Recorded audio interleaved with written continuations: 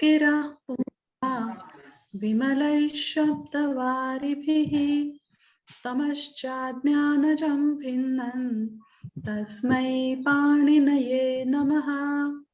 अज्ञानान्धस्य लोकस्य ज्ञानाञ्जनशलाकया चक्षुरुन्मीलितं येन तस्मै पाणिनये नमः।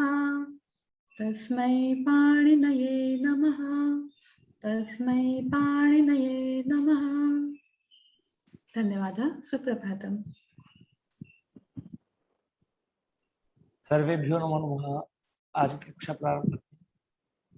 देखिए, पूर्व कक्षा में हमने शब्द तो आसान है। पूर्व कक्षा में हमने कौन से शब्द पढ़े, वे सभी चीजें आसान है। नियम पे थोड़ा विचार कर लेते हैं, ठीक है। एक बार देखिए, अब तक हमने क्या क्या नियम पढ़े। पहले अभ्यास हमने नियम पढ़ा था कि कर्ता के अनुसार क्रिया का वचन और पुरुष होता है। क्या होता है? कर्ता के अनुसार क्रिया का वचन और पुरुष होता है। मतलब जैसा कर्ता होगा वैसे ही आपका क्रिया का वचन होगा, ठीक है। कर्ता एक वचन तो क्रिया भी एक वचन। इस प्रकार भवत शब्द में हमेशा प्रथम पुरुष का प्रयोग करते हैं। नियम तीनों लिंगों में धातु का रूप वही रहता है, अर्थात स्त्रीलिंग के लिए भी हम पठति का प्रयोग करेंगे नपुंसक, और क्या कहते हैं, पुल्लिंग के लिए भी हम पठति का ही प्रयोग करेंगे। और ऐसी कोई अन्य वाक्य आते हैं नपुंसक के लिए भी हम पठति का ही प्रयोग करेंगे, ठीक है। कर्ता में प्रथमा होती है और कर्म में द्वितीया। तो मैंने आपको बताया कर्ता में प्रथमा कैसे होती है अभी पूर्व कक्षा में, और कर्म में द्वितीया कैसे होती है अभी फिर से बताऊंगा। अपदम न प्रेम जीता, अपद का प्रयोग नहीं करना है, पहले पद बनाना है, उसके बाद ही प्रयोग करना है। और एक अर्थ वाले पर्यायवाची शब्दों में केवल एक को ही लेना है। दूसरा था हमारा कि हल के बाद में यदि स्वर हो तो आपकी इच्छा है, आप उसे जोड़ के भी बोल सकते हैं और बिना जोड़े भी बोल सकते हैं। अच्छा, हीनम परेण संयोज्य। तीसरी कक्षा में आपको बताया कि स्मृति धातु का अर्थ होता है स्मरण करना। यदि आप साधारण स्मरण करेंगे तो द्वितीय विभक्ति का प्रयोग करना है, और यदि खेद पूर्वक स्मरण में षष्ठी का प्रयोग करेंगे। हम इसका सूत्र दोबारा पढ़ेंगे कि इसका खेद पूर्वक स्मरण में इस सूत्र से षष्ठी होती है।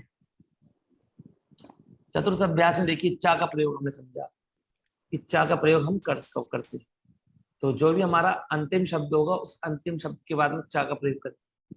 तो यदि चा है तो उससे पहले हमको समझना है कि जो पूर्व में शब्द है ये अंतिम शब्द है, ठीक है।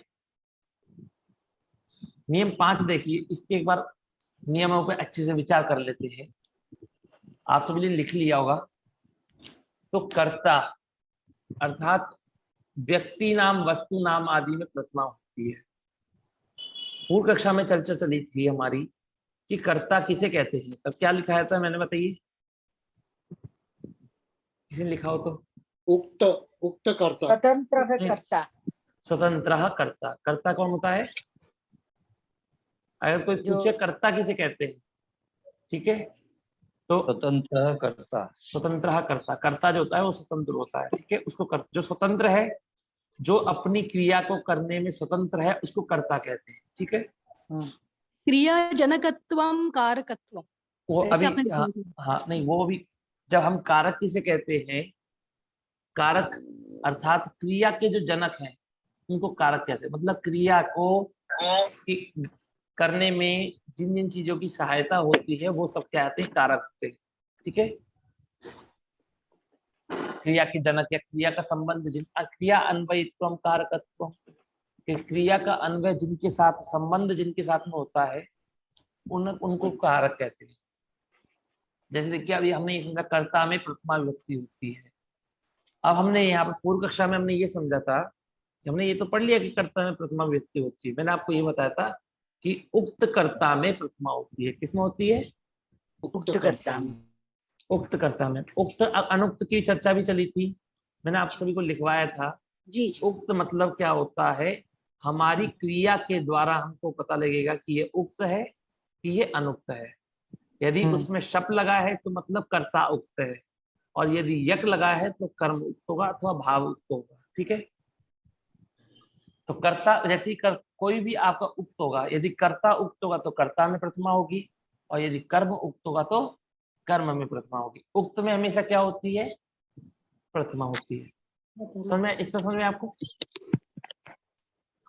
किसी को संबोधन करने में प्रथमा विभक्ति होती है, ये कौन सूत्र कहता है? क्या लिखवाया था मैंने? संबोधने च। संबोधनेचा।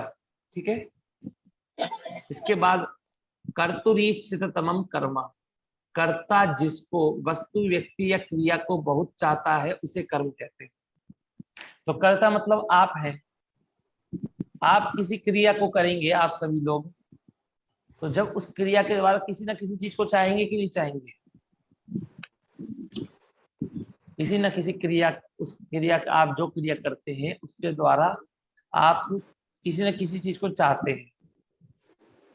जैसे मैंने बोला अहम क्या रचनावाद, अहम रचनानुवाद कौमुदी पठामी, ठीक है, या पाठयामी।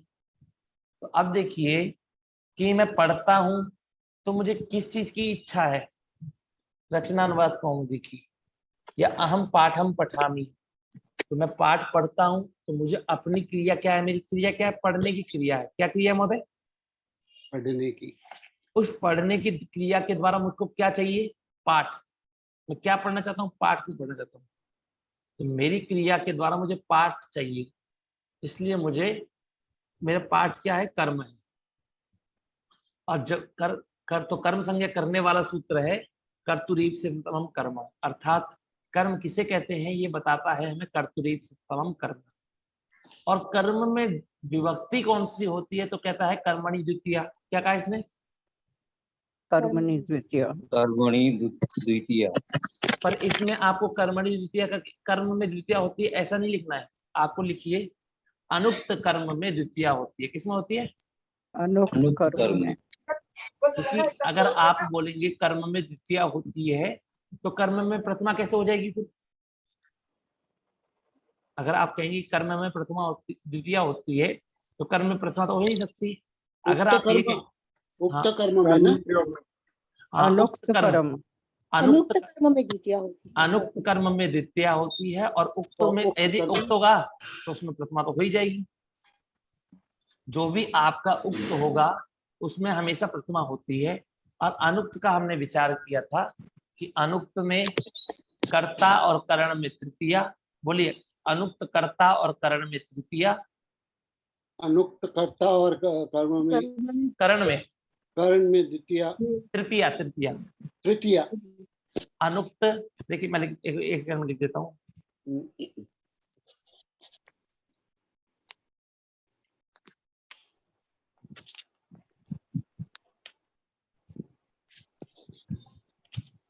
हाँ देखिए, उक्त में प्रथमा होती है, और अनुक्त में, तो ये जो अनुक्त शब्द है ना, अनुक्त शब्द सबसे जुड़ेगा। तो अनुक्त पहले कर्ता, अनुक्त शब्द को सबसे जोड़िएगा। कर्ता, कर्म, करण, संप्रदान,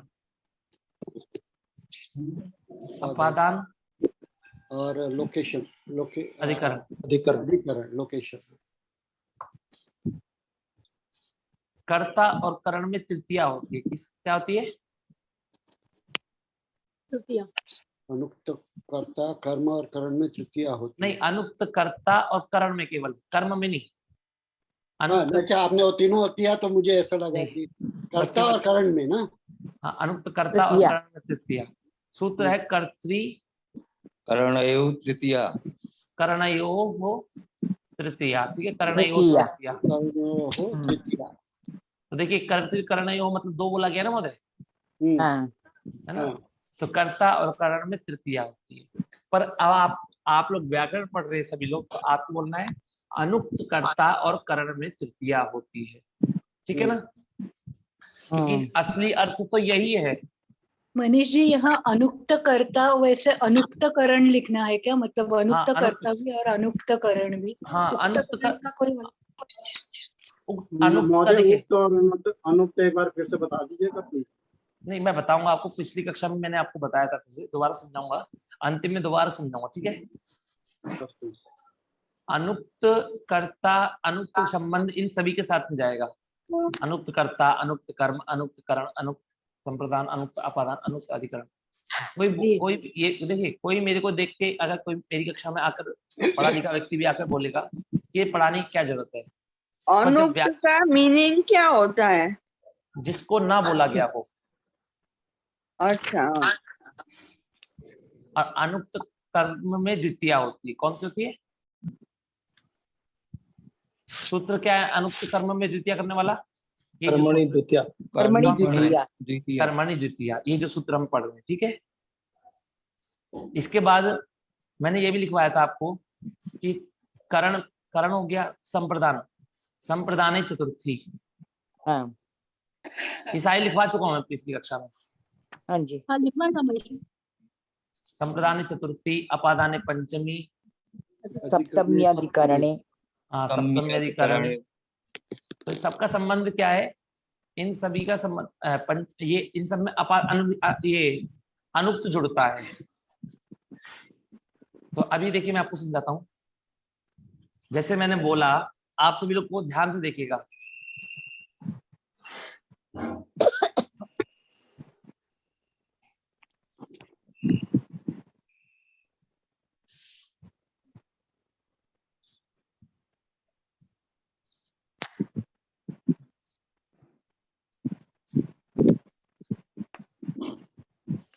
तो देखिए,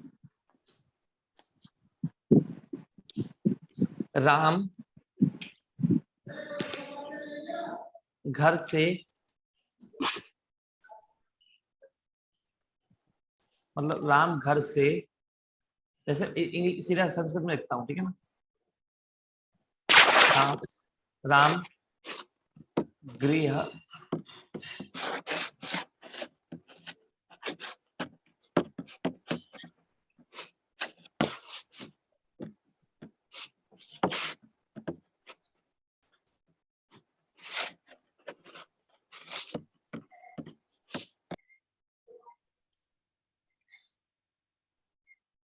ये देखिए अब सभी आप लोग, हमें अपने वाक्य में पता लगा कि हमारे इन सभी वाक्यों में राम भी आएगा, गृह भी आएगा, वर्ग वाहन भी आएगा, विद्यालय भी आएगा और गच्छति भी आएगा। ठीक है। सबसे पहले हम क्या बनाते हैं? गच्छति बनाते हैं। हम अपने क्रिया शब्द को बनाते हैं। क्रिया शब्द क्या है हमारा? गच्छति। ये गच्छति हमारा क्रिया शब्द है। इसकी जो प्रक्रिया है वो तो हमने सीखी हुई है, ठीक है। पर हमको ये समझना है कि हमने गच्छति में जो शब्द, हमने गच्छति के बीच में गच्छ शब्द का अ और ती ये लगा था। ये जो अ है, ये जो लगा था, ये कर्ता अर्थ में लगा था। किसमें लगा था? कर्ता, अर्थात कर्तरी बोला। हाँ, कर्तरी शब्द, कर्तरी शब्द कर्ता अर्थ में लगा था। इसका मतलब है कि ये जो वाक्य है इसका मेन है कर्ता। ये जो गच्छति जो क्रिया है ये कर्ता को बता रही है। किसको बता रही है? कर्ता को। कर्ता। तो जब कर्ता को उक्त कर रही है, मतलब कर्ता को कह रही है, मतलब उक्त माने कहना, उक्त माने कहना। तो कर्ता को कह रही है। कैसे कह रही है कर्ता को? क्योंकि इस क्रिया में जो विकरण लगा है वो कर्ता में ही लगता है, तो इसलिए कर्ता को कह रही है। और कर्ता में ये हमारा कर्ता हो गया, क्या हो गया? ये उक्त हो गया। क्या हो गया? उक्त। जब एक चीज उक्त हो जाती है तो बाकी की सारी चीजें क्या हो जाती हैं? अनुक्त हो जाती हैं। तो ये क्या हो गया? अनुक्त। सारी चीजें अनुक्त हो गई।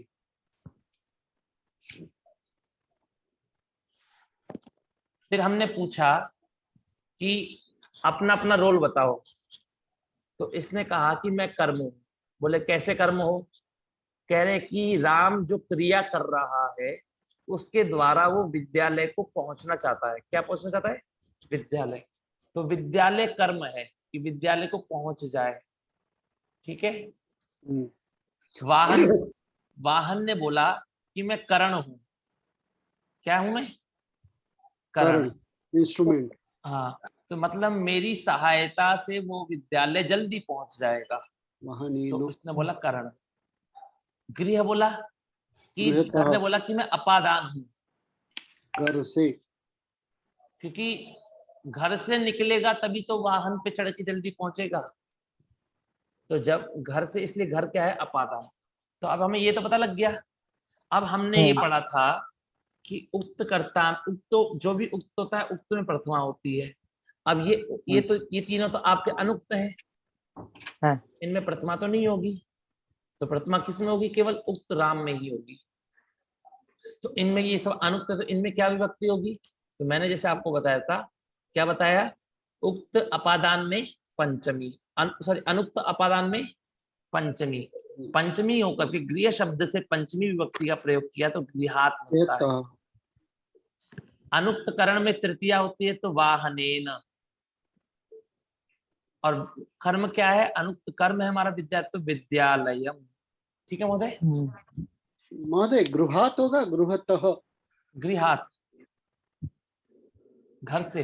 पंचमी का प्रयोग कर दिया ना हमने, गृहता। वो जो ये सब महोदय गृह में गृहात जब हो गया तब तो उक्त हो गया ना, फिर क्या गृह से गृहतः होगा ना अपादान के लिए। वो महोदय अपादान में हम तहसील प्रत्यय, तहसील प्रत्यय भी करते हैं। तहसील प्रत्यय जो होता है वो पंचमी के अर्थ में ही होता है। वो लोग ये कहते हैं कि या तो पंचमी विभक्ति का प्रयोग करो या तहसील का प्रयोग करो। समझ में आपको? या तो पंचमी विभक्ति का प्रयोग करो या तहसील का प्रयोग करो।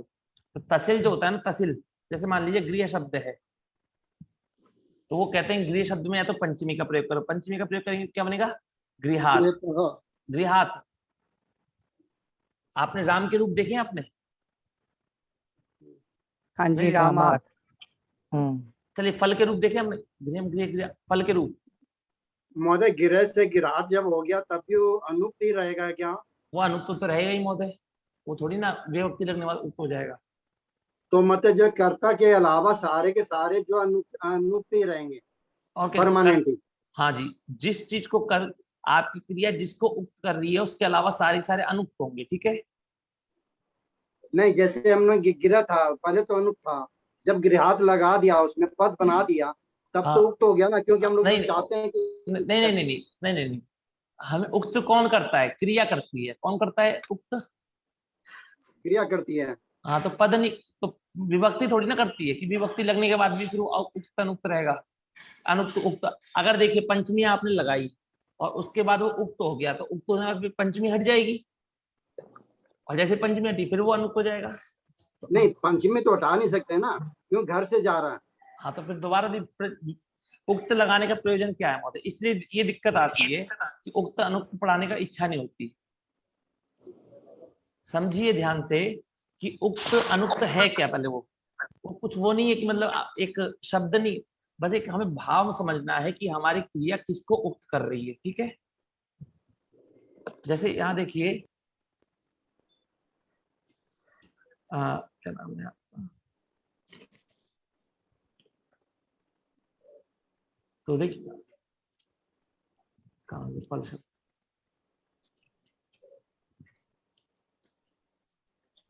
आपको दिख रहा है महोदय स्क्रीन?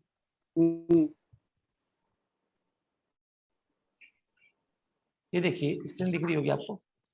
तो फलम फले फलानी, तो पंचमी में क्या बनना है? फलात। बना ही नहीं बना है पंचमी में? फलात। ऐसे गृह शब्द होगा तो गृह शब्द से भी क्या बनेगा? गृहात। क्या बनेगा?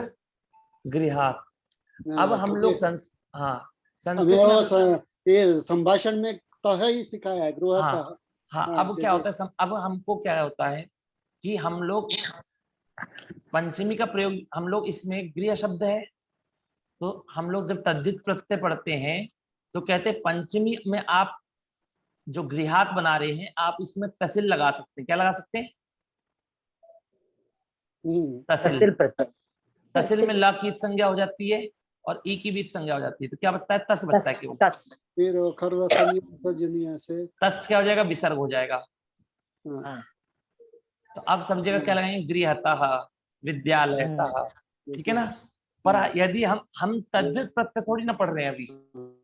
नहीं, हमने मतलब हमारा ये विभक्ति कभी पढ़ी नहीं है, खाली संभाषण में जो पढ़ा इसलिए हमको वही मेरे माइंड में वही बैठ गया है।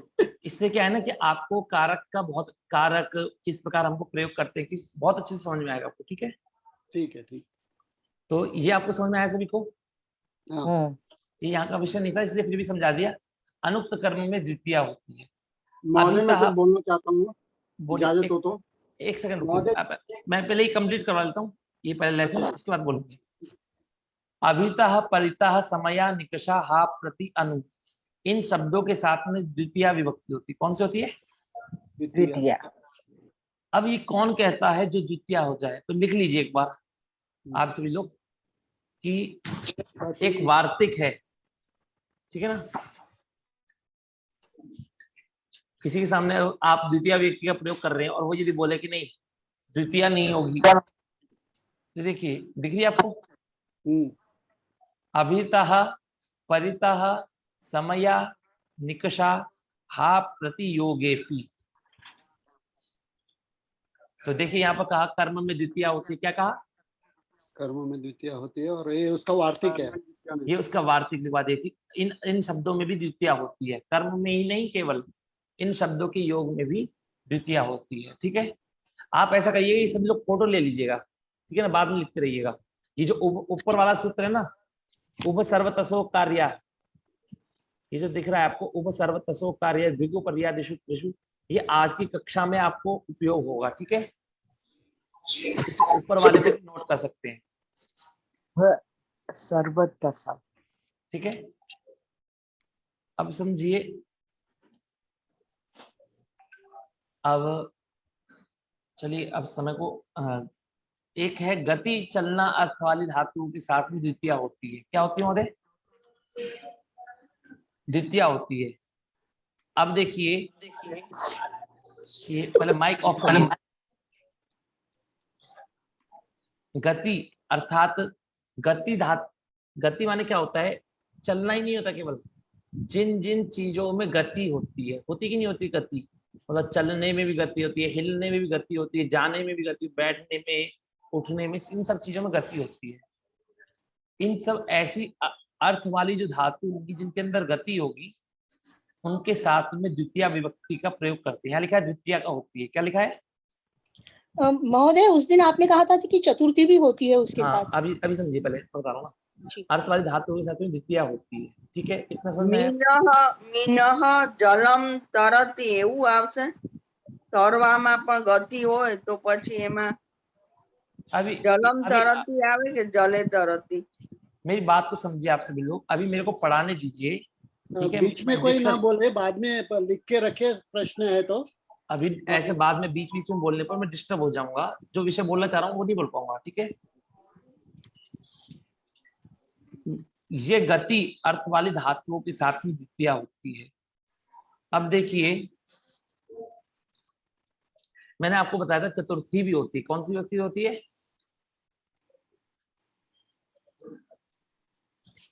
देखिए सूत्र है, हाँ, ये लिख सकते हैं, गति अर्थ कर्मणि द्वितीया चतुर्थी चेष्टायाम अनंतनी। ठीक है, कि गति अर्थ में जो धातु होंगी, गति अर्थ वाली धातुएं, उनके योग, उनका जो कर्म होगा, उनका क्या होगा, जो उनका जो कर्म होगा, उसमें द्वितीय और चतुर्थी का भी प्रयोग कर सकते हैं। किसका प्रयोग कर सकते हैं? द्वितीय और चतुर्थी। ठीक है महोदय, समझ में आपको? जी। जैसे लिखा है गत्यर्थानाम धातु नाम, और भी चीजें इसमें। जैसे देखिए यहाँ पर उदाहरण देखिए, ग्रामम गच्छति और ग्रामाय गच्छति।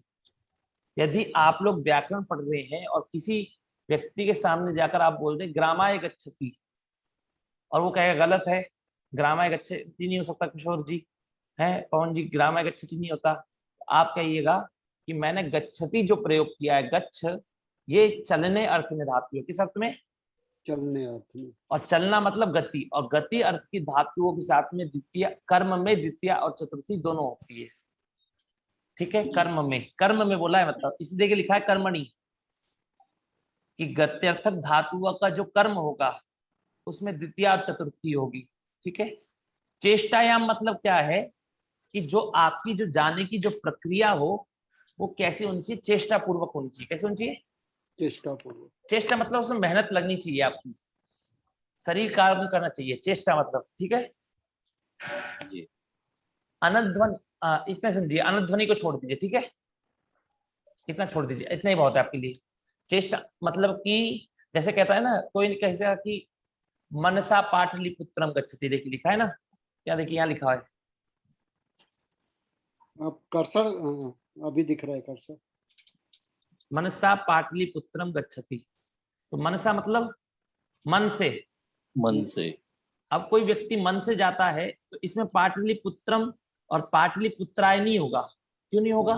क्योंकि वो तो मन से जा रहा है, वो अपनी क्रिया को करने में मेहनत नहीं कर रहा, चेष्टा नहीं है, चेष्टा नहीं है, मतलब हाँ फिजिकल कोई ये नहीं है। हाँ, फिजिकल वो नहीं है।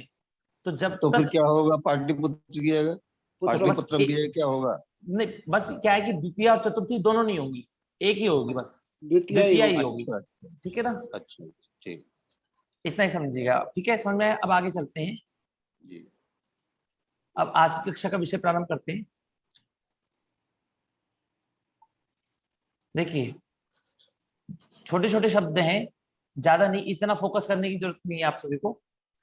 धनम माने आप सभी जानते हैं धन, ठीक है। नगरम माने नगर, आसनम माने आसन, अध्ययनम माने पढ़ना। ये एक ऐसे शब्द जो हिंदी में भी हम प्रयोग करते हैं। ज्ञानम माने ज्ञान, मतलब ज्ञानम भी कह सकते हैं और ज्ञान भी कह सकते हैं, आपकी पद्धति के ऊपर कि आपके यहाँ पर कैसी पद्धति चलती है, ज्ञानम या ज्ञानम, हम इसका कभी विरोध नहीं करते, ठीक है। कार्यम माने कार्य, ओदनम माने चावल, कच्चे चावल को क्या कहते हैं? ओदनम, ओ सॉरी, पक्के चावल को ओदनम कहते हैं और कच्चे चावल को तंडुल, ठीक है। वर्षम माने वर्ष, दिनम माने दिन, ठीक है। अब देखिए खाद, खाद माने होता है खाना। अभी अब आप लोगों ने पढ़ा है, अब आप लोग जानते हैं खाद माने खाना होता है, तब आप खादती का प्रयोग करेंगे। इससे पहले आप खादती का प्रयोग नहीं कर सकते थे, अब आपको खादती का प्रयोग करना है। धाव माने दौड़ना, ठीक है। ये देखिए महोदय, ये एक तो धातु क्या है हमारी, श्री धातु है। कौन सी धातु है? श्री। एक सेकंड,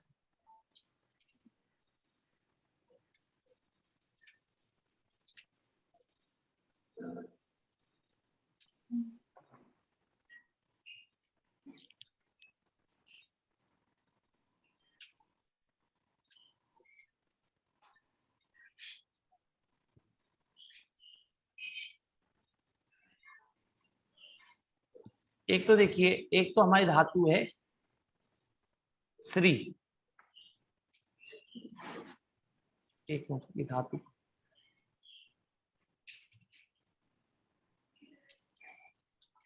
मनीष जी वो धातु पाठ में सर, हाँ, एक धातु हमारी क्या है? श्री, श्री गतौ, जिसको हम धाव क्या करते हैं? धौ आदेश करते हैं। क्या करते हैं मोते? सॉरी, हाँ, जिसको हम क्या करते हैं? धौ आदेश करके धावती बनाते हैं, ठीक है मोते। और एक जो धातु है वो क्या है आपकी? एक के पहले से धाव धातु है। धाव गति शुद्धे हो, जाना दौड़ना स्वच्छ करने में, तो इसका भी क्या बनेगा? इसका भी धावती ही बनेगा, ठीक है। अभी बस इतना समझिए कि ये जो धाव है ये वो वाली धातु नहीं है जो श्री के स्थान पर धौ आदेश करके धावती बनता है, वो नहीं है, ठीक है ना। ये धाव धातु का प्रयोग कर रहे हैं, तो कह रहे हैं धाव मतलब दौड़ना, तो इससे रूप क्या बनेगा? खादती, खादतः, खादन्ति, खादसी, खादतः, खादथा, खादामी, खादावह, खादामी, इस प्रकार चलाएंगे। धावती के भी। क्रीड माने खेलना, तो क्रीडति। चल माने चलना, तो चलती। अब देखिए ये तीन धातुएं जो आ रही हैं ये उपसर्ग के सहित बता रहे हैं। किसके सहित बता रहे हैं? उपसर्ग के सहित। पहली धातु है अधिशी, अर्थात शींग स्वप्ने धातु है, सोना का अर्थ में जो शींग धातु होती है शी बसता है उसमें, तो उसमें अधि उपसर्ग लगा होगा। क्या होगा? अधि उपसर्ग। तो उपसर्ग अर्थ वही रहेगा, अधि शींग ने मतलब सोना, ठीक है। स्था धातु होती है, कौन सी धातु होती है? स्था धातु। स्था धातु का अर्थ होता है स्था ठा गति निवृत्तौ, मतलब रुकने के लिए होता है। किसके लिए होता है? हाँ, रुकने के लिए। था धातु का प्रयोग होता है रुकने के लिए, पर और यदि ये था धातु में अधि उपसर्ग लगा देंगे तो अर्थ बदल जाएगा। क्या अर्थ बन जाएगा? बैठना। ठीक है महोदय, समझ में आपको? और वो अधिशिंग शिंग धातु बोले क्या आप? अधिशिंग, हाँ और शिंग दिंग जो दो अनिट है वो वाली शिंग। हाँ, शिंग वो वाली, जिससे बनता है शेते, शयाते, शेरते। अच्छा, अस्तु। अध्यास, अधि उपसर्ग पूर्वक आस धातु है। कौन सा धातु है? आस। आस उपवेशने, देखिए आस उपवेशने, टू सिट, बैठने के लिए धातु है आस। तो मूल में ही इस धातु का मूल अर्थ क्या है? बैठना ही है। पर इसमें यदि अधि उपसर्ग लगा देंगे क्या बन जाएगा? अधि प्लस आस क्या बन जाएगा महोदय? अधि प्लस आस अध्यास। अभ्यास। अध्यास। समझ में आपको कैसे बना अध्यास? इको येण्याची। इको एनर्जी, ठीक है, बहुत सही। अब देखिए ये तीन धातु का जो प्रयोग बता रहे हैं, इनका प्रयोग विशेष प्रयोग है, इसलिए मैं आपको बता रहा हूँ। ठीक है ना? अभी समझेंगे क्या प्रयोग है। ठीक है? उभयतः माने क्या होता है? दोनों ओर। आप लोग, कई लोग कह रहे थे कि मतलब उसके लिए बताइए, तो उभयतः माने भी दोनों ओर। अभितः, उभयतः। सर्वतः माने सभी ओर। सर्वतः माने सभी ओर, चार मतलब चारों ओर। धिक माने होता है धिक्कार। धिक माने क्या होता है? धिक्कार। धिक्कार। देखिए, एक किसी व्यक्ति को धिक्कार करना अलग होता है और खेद करना अलग होता है। खेद करने के लिए किसका प्रयोग किया था हमने? हा का प्रयोग। हाँ। देखिए हा के लिए हा का प्रयोग किया था ना।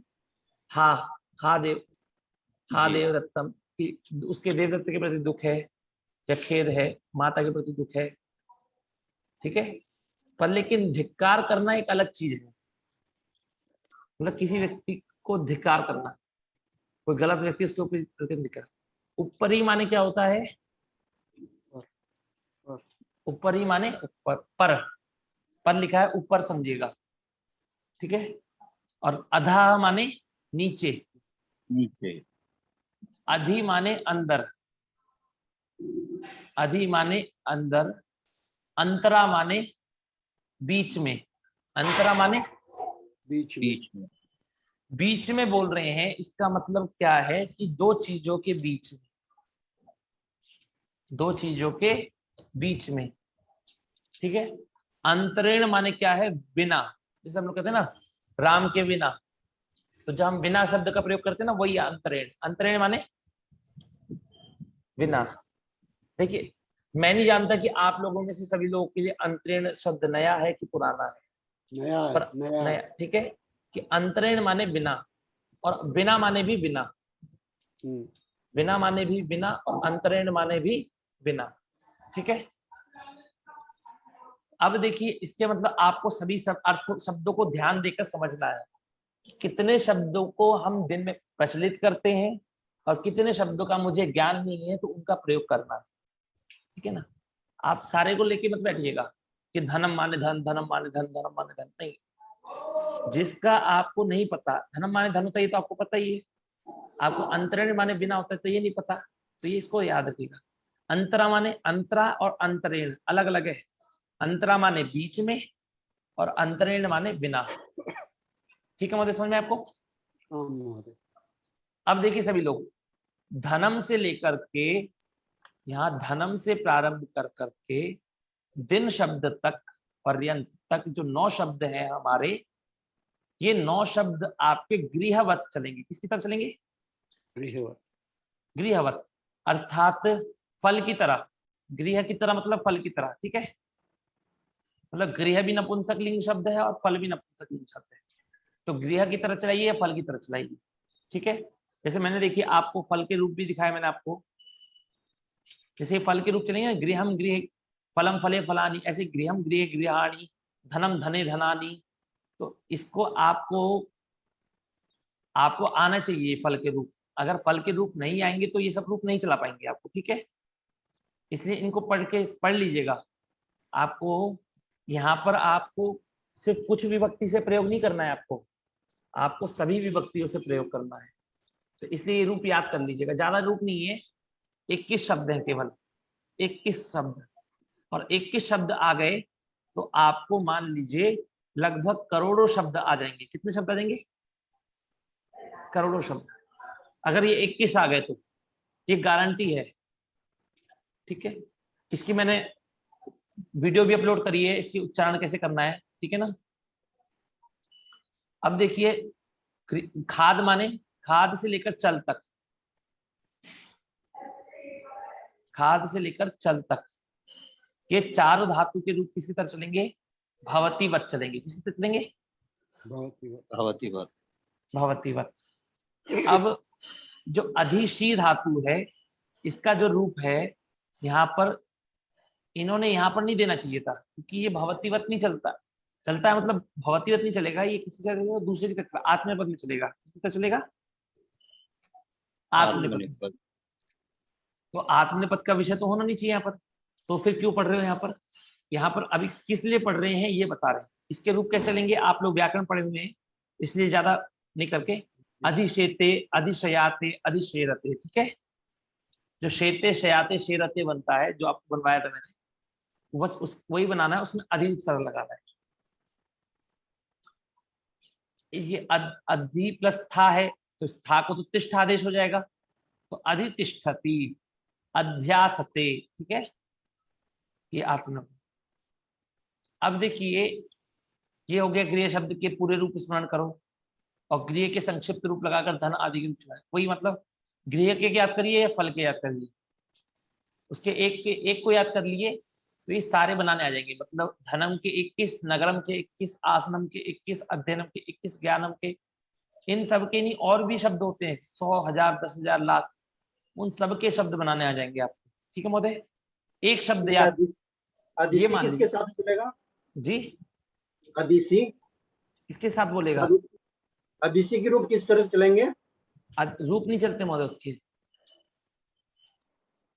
अधितिष्ठति इस प्रकार वो चलते हैं उसके, वो प्रातिपदिक नहीं है, वो क्रिया है हमारी, ठीक है ना, धातु शब्द। अब देखिए नियम 16, ये जो नियम 16 है, इसको हम लोग व्याकरण वाले कहते हैं रसाभ्याम नोणः समान पदे और अटकुप्वांग नुम व्यवायेपि। क्या कहते हैं व्याकरण वाले? रसाभ्याम नोणः अटकुप्वांग नुम व्यवायेपि। जी, तो मतलब कि आपका जो शब्द है, यदि उसमें रा और शा हो, क्या हो? रा और शा हो, और उस रा और शा के बाद में ना हो, तो उस ना को क्या हो जाता है? ना हो जाता है। तो रा और शा के वैसे तो व्याकरण मैंने आपको री भी पढ़ाया है, ठीक है ना, री भी पढ़ाया है, तो इसलिए आप लोग व्याकरण वाले इसलिए रा शा और री समझ लीजिएगा, ठीक है ना जी। रा शा और री के बाद में ना को ना होता है। यदि अट मतलब मैंने आपको बताया था स्वर हा या वारा, ये चार, या तो स्वर का, यदि बीच में कोई स्वर आकर परेशानी खड़े कर रहा है, मतलब रा और शा, रा और ना के बीच में यदि कोई ये स्वर हो गया, या हा या वारा हो जाए, या कवर्ग हो या पवर्ग हो, तो भी कार्य हो जाए, ठीक है। ये आप लोग को व्याख्या विस्तार पूर्वक बता रखा है, इससे ज्यादा इसके पीछे समय व्यस्त वो नहीं करूंगा, ठीक है जी जी। तो ना को ना हो जाएगा, ठीक है। अब समझिए, तो जैसे मतलब रामायण, या देखिए एण, ए लिखा है एण, जैसे हमारा गृह शब्द है, गृह में री है कि नहीं है? री, तो री में हा और आ, इन दो का व्यवधान है। किसका व्यवधान है? हा और आ का। तो हा का भी व्यवधान हो और आ का व्यवधान हो, सब भी कार्य हो जाएगा। तो गृह क्या बनेगा? गृहम, गृहे, गृहाणी, तो वहां पर अणा का प्रयोग करेंगे, आणी, गृहेण, गृहाणाम, नगरम, नगरे, नगराणी, कार्यम, कार्य, कार्याणी। यदि इस प्रकार भी समझ सकते हैं, यदि आपका शब्द में रा और शा ना हो तो आपका ना बोलेंगे, और यदि रा और शा होगा तो ना को ना बोलेंगे, ठीक है। अब देखिए आपको किसके लोट लकार के रूप समझने, किसके रूप समझने, लोट लकार। लोट लकार। अब तक आपने 5 अभ्यासों में लट लकार के रूप पढ़े का यूज किया, अब छठे अभ्यास में लोट लकार का यूज कर रहे। रूप कैसे बनते हैं वो सब आपको पता ही है। संक्षिप्त रूप अतु अताम अंतु, अ अतम अत, आनी आव आमा, इनको जोड़ देंगे आप किसी भी धातु में तो वो उसके रूप बन जाएंगे, इसी तरह बन जाएंगे लोट लकार के। जैसे भव शब्द था, भव तो भव प्लस अतु भवतु, भव प्लस अताम भवताम, और भव प्लस अंतु भवन्तु, भव प्लस अभव, भव प्लस अतम भवतम, भव प्लस अता भवता, भव प्लस आनी भवानी, भव प्लस आव भवाम, भव प्लस आम भवाम। तो जितनी भी आपकी धातुएं हैं उसमें आपको जो रूप बताए गए हैं वो आपको समझने हैं, ठीक है ना। उनमें बस धातु लीजिए और ये प्रत्यय जोड़ दीजिए, ये जो अतु अताम संक्षिप्त जो रूप है ना इनको जोड़ दीजिए, ज्यादा हार्ड नहीं है, ठीक है। अब सूचना क्या दे रहे हैं आपको, देखिए खाद आदि के रूप भवतु के तुल्य चलेंगे, ठीक है। किस तरह चलेंगे, भवतु के, मतलब खाद अतु, खाद है तो खाद अतु खादतु खादताम खादंतु खाद खादतम खादता खादानी खाद खादाओ। धाव के धावतु धावताम धावंतु धाव धावतम धावत धावानी धाव धाव, इस प्रकार क्रीडतु के भी, चलतु के भी, कथयतु के भी, भक्षयतु के भी, ठीक है। जितने भी होंगे उन सबके रूप इसी प्रकार चलेंगे। समझ में आया मोरे आपको। अब देखिए क्या है, लट में अधिशी के रूप किसके तरह चलेंगे, अधिशेते, मतलब परस आत्मनिपद में अधिशेते। स्था के रूप किसकी तरह चलेंगे, अधितिष्ठति, किसकी तरह चलेंगे, इसके वैसे ही जैसे तिष्ठति अब बनाते हैं तिष्ठति, उसमें बस अधि लगा दीजिएगा, कोई दिक्कत नहीं। और शेते में भी जैसे शेते के रूप बनते हैं वैसे अधि लगा दें तो अधिशेते। और आस्ते, बैठने के लिए आस्ते, आप कहेंगे यदि आस्ते बोलेंगे ना केवल आप, तो भी आपका क्या होगा महोदय, आपका बैठना ही अर्थ निकलेगा। क्या अर्थ निकलेगा, बैठना। पर यदि केवल अध्यास्ते बोलेंगे तो भी बैठना ही अर्थ निकलेगा। इसमें अधि प्लस स्था में क्या होता है, यदि केवल स्था बोलेंगे अर्थ निकलेगा रुकना, और यदि अधि उपसर्ग लगाकर बोलेंगे तो अर्थ निकलेगा बैठना। इसमें दिक्कत आती है बस इस बार एक विशेष में। और शेते माने भी सोना और अधिशेते माने भी सोना। समझ में आपको। एक इसलिए करवाए ये कि अधिशेते इनका प्रयोग क्यों कर रहे हैं ये बार बार, इसका हमें ये समझना है।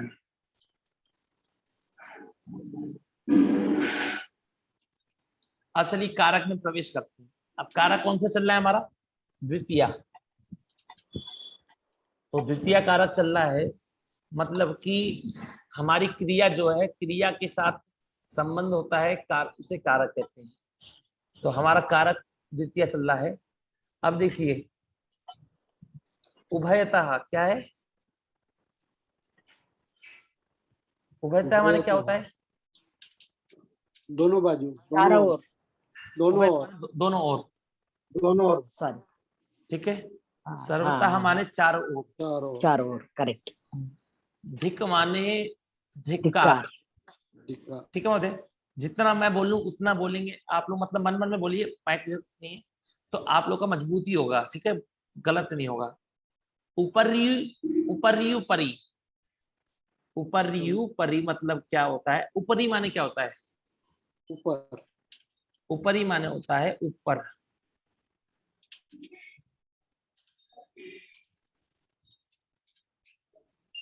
ऊपरी और ऊपरी, यदि दो ऊपरी ऊपरी को हम जोड़ देंगे तो ऊपरी में जो पहला वाला ऊपरी का जो ई है उसको कोई नीचे से यण करके क्या बन जाएगा, ऊपरिया हो गया, ऊपरिया। और यूपरी, ऊपरी यूपरी। समझ में आया आपको। जो लोग व्याकरण वाले हैं उनको समझ में आ जाएगा, सिर्फ मैं इतना बोलने से भी काम। तो मत छोड़िए अभी। ऊपर माने ऊपरी माने ऊपर, और दो बार ऊपरी कहते हैं मतलब ऊपर ऊपर। क्या है, ऊपर से भी ऊपर, ऐसा है क्या। हाँ ऊपर ऊपर, हाँ ऊपर ऊपर, ठीक है, ऊपर से भी ऊपर या ऊपर। मतलब टॉप मोस्ट। हाँ उस प्रकार, ठीक है, सबसे ऊपर। समझ आया क्या बोला है आपको? ऊपर भी ऊपर ही। सबसे ऊपर। हाँ सबसे, मतलब ऊपर ऊपर बोलिए आप, सबसे ऊपर में ये समझ बोलिए आप, जितना मैं कह रहा हूँ ऊपर ऊपर बोलिए सभी लोग, ठीक है? क्या बोलिए? ऊपर ऊपर। अधः माने क्या होता सबसे है? ऊपर तो सर्वोपरि हो जाएगा। ठीक है ना? अभी देखिए, इधर देखिए, अधः माने क्या होता है? नीचे। नीचे। और अधः, अधः माने नीचे नीचे। जिस प्रकार मैं बोल रहा हूँ, सबसे नीचे नहीं बोलना है आपको, नीचे नीचे, इस प्रकार 2 बार बोलना है आपको, नीचे नीचे। नीचे नीचे। तो अधः, अधः को जब संधि होती है, व्याकरण वाले हैं, तो पूर्व में भी आ है, अधः में आ, और बाद में भी आ है, इस विसर्ग को ऊ होकर के क्या बन जाएगा? अधो। और बाद में इसको आ को मिल करके अधो। अधोधा बन जाएगा। क्या बन जाएगा? अधोधः। तो इतना समझिए, अधा और अधा को मिलके अधोधा बनता है। क्या बनता है महोदय? अधोधः। हाँ। अधोधः। अधि माने क्या होता है? अंदर। अंदर। और अंदर। अधि, और अधि माने क्या होता है? अधि, अधि अंदर अंदर। अंदर अंदर। अब इसमें क्या संधि होगी बताइए? संधि अत्यधि। अध्यधि।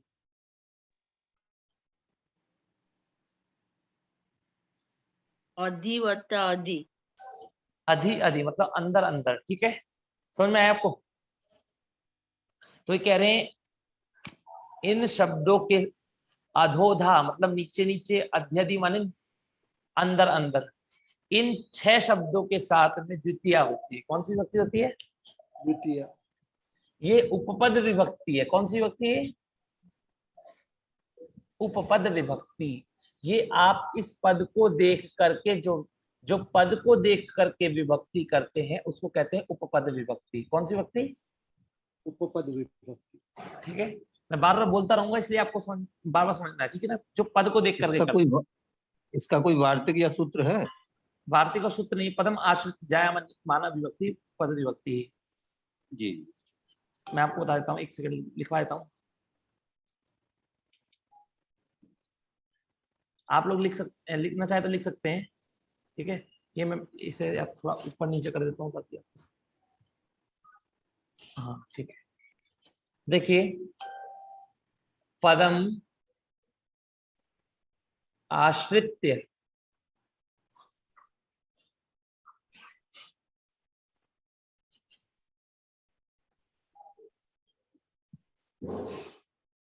पदम आश्रित्य जायमाना विभक्ति उपपद विभक्ति, ठीक है? पदम आश्रित जायमाना विभक्ति उपपद विभक्ति। जायमाना, जायमाना, ठीक है? पद को आश्रित मतलब पद को आश्रय मान करके जो विभक्ति होती है उसको कहते हैं उपपद विभक्ति। और क्रियाम, क्रियाम मतलब क्रियाम इस प्रकार कर सकते हैं, क्रियाम आश्रित्य जायमान विभक्ति। आश्रित्य जायमाना विभक्ति, जायमाना ना होगा, ये क्लियर नहीं हो रहा है मेरे को कि जायमाना होगा कि जायमाना। देख के बताऊंगा, जायमाना कर लीजिए, जायमाना जायमाना होगा, विभक्ति स्त्रीलिंग है ना इसलिए जायमाना होगा। जायमाना ही होगा स्त्रीलिंग, ठीक है? जायमाना। तो जायमाना कारक विभक्ति। कौन सी विभक्ति? कारक विभक्ति। कारक। अर्थात जो क्रिया को आश्रय मान लेकर के करी जाए विभक्ति उसको कारक विभक्ति कहते हैं, और जो किसी पद को देख करके विभक्ति माना जाए उसे उपपद विभक्ति कहते हैं। कौन सी विभक्ति? उपपद विभक्ति। उपपद विभक्ति। अब देखिए, इनके साथ में द्वितीया होती है, इन 6 शब्दों के साथ में उपपद विभक्ति है। कौन करता है करने के लिए? कौन कहता है? तो सूत्र एक आपको जब ये फोटो खींचने के लिए कहा था मैंने आपको, फोटो खींच के रख लीजिएगा, ठीक है ना? ये कहाँ गया?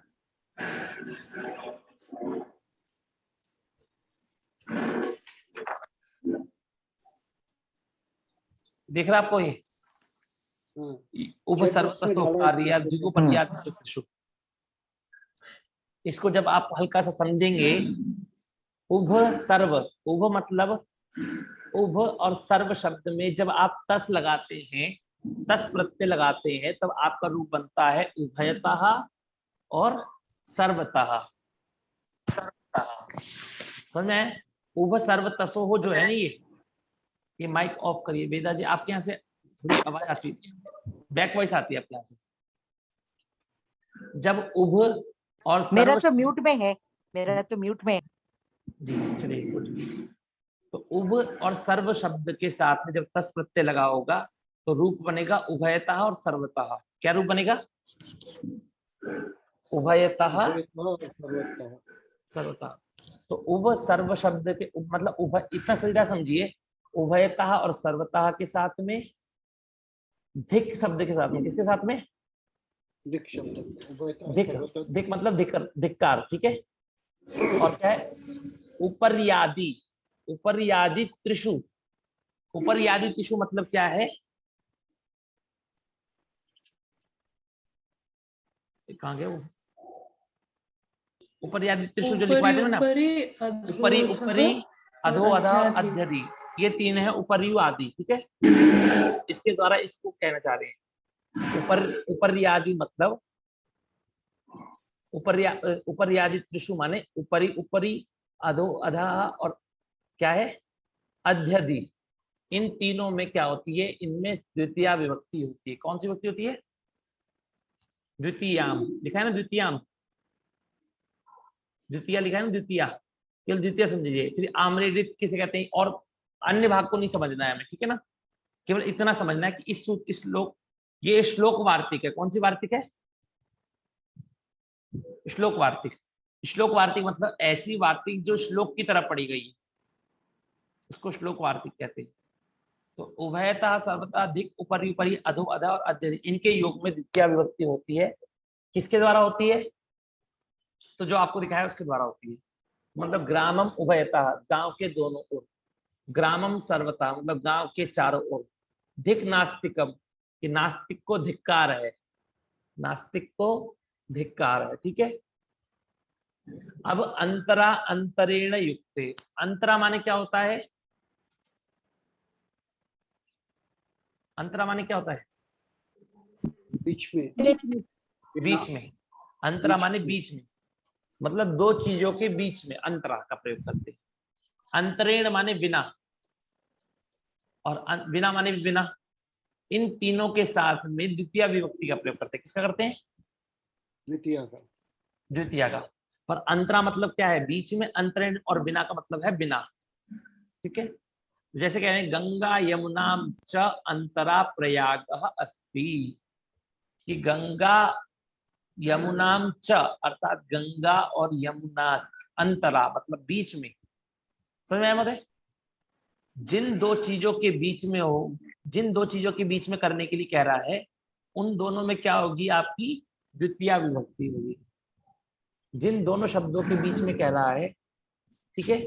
जैसे कहा कि माता और पिता के बीच में पुत्र है, ठीक है, बोला तो माता में भी द्वितीय होगी और पिता में भी द्वितीय होगी।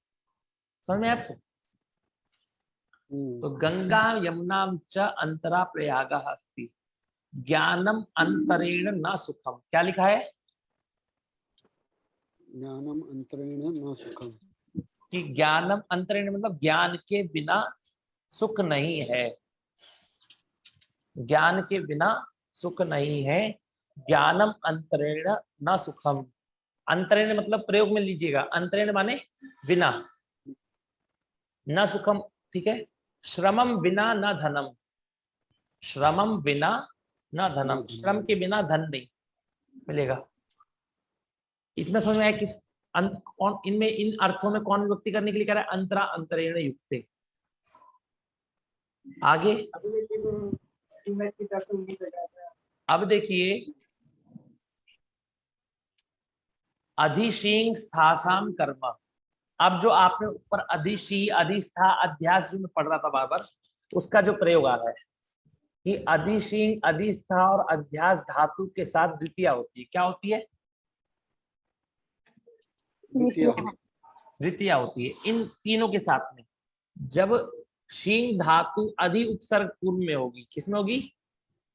अधि उपसर्ग पूर्व, मतलब कि शींग धातु में अधि उपसर्ग का पूर्व में प्रयोग किया गया होगा, स्था में अधि का प्रयोग किया गया और आस में अधि का उपसर्ग का प्रयोग किया गया होगा तीनों में, तब इन तीनों का जो आधार होगा, इन तीनों का, बोलिए मेरे साथ, इन तीनों का जो आधार होगा, इन तीनों का जो आधार होगा, उसमें कौन सी विभक्ति होगी? द्वितीया होगी। उसमें द्वितीय विभक्ति होगी। अब कह रहे हैं कि ऐसा क्यों कह रहे हो आप? तो द्वितीया तो पहले ही हो सकती है। कह रहे नहीं, द्वितीया नहीं हो सकती, पहले से द्वितीया नहीं हो सकती। कह रहे क्यों नहीं हो सकती? क्योंकि देखो इन तीनों का चीजों अर्थ है, इसका अर्थ है सोना, अधिशी का अर्थ है सोना, इसका है बैठना और इसका है बैठना। तो बैठने के लिए हम किसी चीज पे बैठते हैं कि नहीं बैठते हैं? सोते हैं कि नहीं सोते हैं? तो जिस चीज पे सोते हैं वो तो हमारा आधार है। ये तीनों धातु ये तो अकर्मक है, इन तीनों का तो आधार होगा, क्या होगा? आधार। मतलब कि बैठता है तो कहाँ बैठता है? तो कुर्सी पे बैठता है, छत पे बैठता है, बिल्डिंग पे बैठता है, कहीं पर भी बैठता है।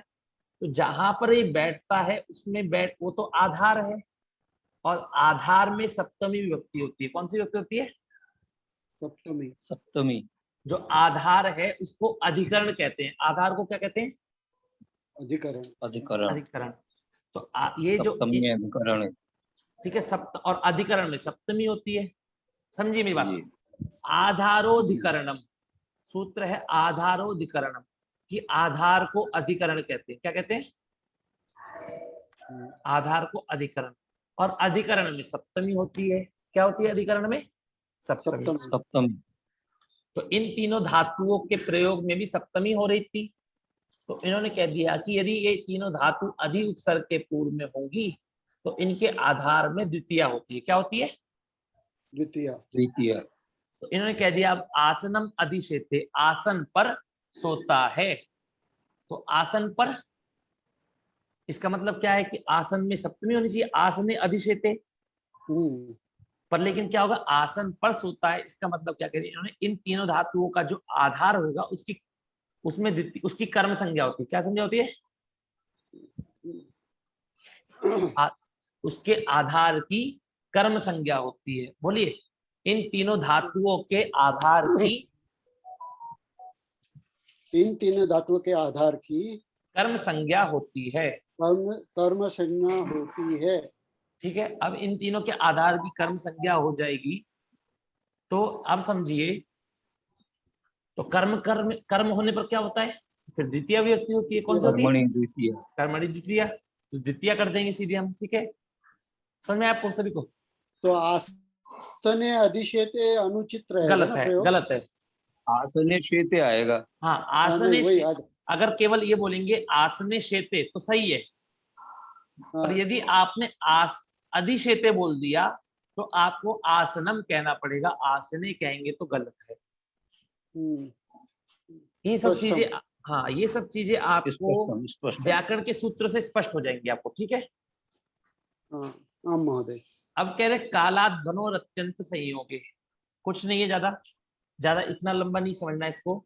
एक छोटा सा, लोग बहुत लंबा भी समझा देते हैं इसे, पर इतना लंबा नहीं समझना है, छोटा सा समझिए। काल माने होता है समय। काल माने क्या होता है? समय, टाइम। समय। और अध्व माने होता है, अध्व माने होता है मार्ग। आप लोग व्याकरण पढ़ रहे हैं इसलिए आप समझिए। अध्व माने होता है मार्ग। ठीक है, इन दोनों शब्दों के दूरीवाची शब्दों में द्वितीया होती है। अर्थात जैसे कोई व्यक्ति कहता है ना कि मैं 10 दिन तक पढ़ता हूं, 10 दिन तक पढ़ता हूं, तो 10 दिनानी क्या प्रयोग करेंगे? द्वितीय व्यक्ति का प्रयोग करेंगे। जो दिन होगा, दिन, उस दिन में द्वितीय व्यक्ति का प्रयोग करेंगे। ठीक है, वो कितने दिन भी पढ़ता है वो उसके ऊपर है। पर वो दिन, मतलब मैं ये मान लीजिए मैं 10 दिन तक पढ़ता हूँ, मैं 10 दिन तक घूमता हूँ, ठीक है ना? तो समझ रहे, जो दिन शब्द है वो आपका क्या है? वो आपका काल है। तो उसमें द्वितीय व्यक्ति का प्रयोग करना है। और कहा कि क्रोशम, क्रोशम माने क्या होता है? कोस भर। और एक कोस माने 3 किलोमीटर। तो क्या 3 किलोमीटर चलता है। क्रोशम गच्छति, तो क्रोशम में कौन सी विभक्ति होगी? द्वितीय विभक्ति होगी। किसमें होगी? क्योंकि ये जो क्रोशम है ये अध्ववाची है, मतलब मार्ग का वाची है कि नहीं है? मार्ग का, इसलिए पंचवर्षाणि पठति, 5 वर्षों तक पढ़ता है। अब ये कह रहे हैं अत्यंत संयोग्य माने क्या होता है कि ऐसा अत्यंत संयोग्य माने ये होता है कि उस कार्य में वो लगा रहे। 5 वर्ष तक कह रहा है तो 5 वर्ष तक वो लगातार पढ़े ही। लगातार का मतलब ये नहीं है कि वो सोएगा नहीं, खाएगा नहीं, पिएगा नहीं, नहीं, मतलब कि वो दूसरी क्रिया ना करे।